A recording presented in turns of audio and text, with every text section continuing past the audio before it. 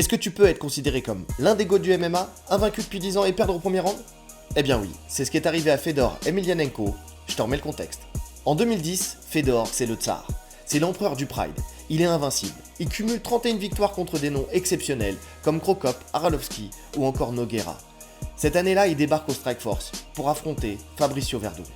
Werdum, quant à lui, c'est un bon combattant.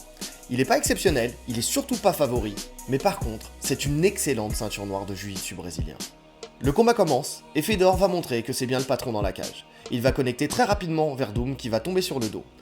Fedor est connu pour son grand handpound, qu'il a démocratisé au fur et à mesure des années. Sauf que cette fois-ci, ça sera l'erreur qui va le conduire à sa perte. Il va suivre au sol, et malgré une tentative de soumission bien gérée, il va finir par tomber dans la soumission favorite de Werdum, le triangle qu'il va agrémenter d'une clé de bras, forçant Fedor à abandonner. Werdum exulte, il saute par-dessus la cage, il va se faire congratuler par toute son équipe. Tout le monde est conscient de la page d'histoire qu'il vient d'écrire. Quant à Fedor, ce combattant connu pour ne montrer aucune émotion, ce soir-là, on peut voir de la tristesse et de la déception sur son visage. Après ce combat, il continuera sa carrière jusqu'en 2023, avec 9 victoires pour 5 défaites.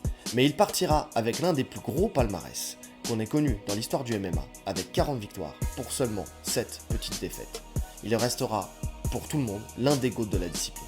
Werdum, quant à lui, va continuer son ascension.